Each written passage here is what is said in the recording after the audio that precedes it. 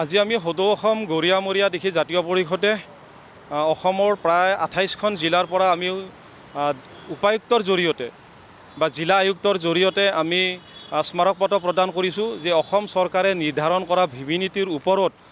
যি অসমৰ থলুৱা জনগোষ্ঠী গৰিয়ামৰীয়া দিশীসকল অৱহেলিত আৰু বঞ্চিত হৈছে। বিগত দিনত আমি দেখিছোঁ যে বসুন্ধৰা 1, 2, 3 আনকি 4তো আমাৰ লোকসকলক বঞ্চিত কৰা হৈছে আৰু যি মাটি কিনা বেচাৰ ভূমি নীতি নিৰ্ধাৰণ কৰিছে অসম চৰকাৰে যাতে অসমৰ যিসমূহ থলুৱা জাতি জনগোষ্ঠী আছে এই জাতি জনগোষ্ঠীৰ লগত সমমৰ্যাদা আৰু সম অধিকাৰ প্ৰদান কৰাৰ কাৰণে আমাৰ আজি মুখ্য দাবী আছিলে আৰু আমি প্ৰায় আজি 7 দফীয়া এই ভূমি নীতিৰ ওপৰত আমি দাবী জনাই এখন স্মাৰকপত্ৰ আজি আমি মুখ্যমন্ত্ৰী মহোদয়ৰ অফিচত প্ৰদান কৰিছোঁ। ঠিক তেনেদৰে অসমৰ প্ৰায় 28খন জিলাৰ পৰা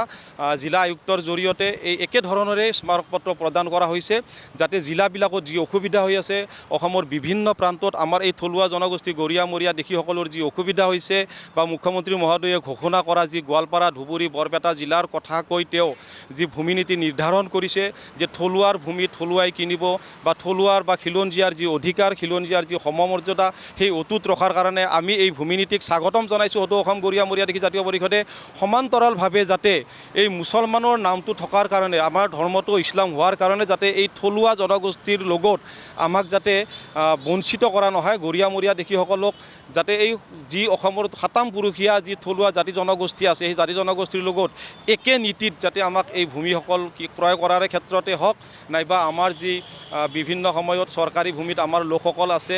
সেইসকল লোকক পাত্তা দিয়াৰ ক্ষেত্ৰতে হওক আমি তেনেকুৱা এটা 7 দফীয়া দাবী জনাই আজি মুখ্যমন্ত্ৰী মহোদয়ৰ কাৰ্যালয়ত আমি পোনপটীয়াকৈ সদৌ গুৱাহাটী গৰিয়ামৰীয়া দিশী জাতীয় পৰিষদখন লগতে সদৌ গুৱাহাটী গৰিয়ামৰীয়া আমাৰ মহানগৰ সমিতিৰ বিষয়ববীয়াসকলক লৈ আজি পোনপটীয়াকৈ মুখ্যমন্ত্ৰীৰ কাৰ্যালয়ত আমি এই স্মাৰকপত্ৰ প্ৰদান কৰিছোঁ।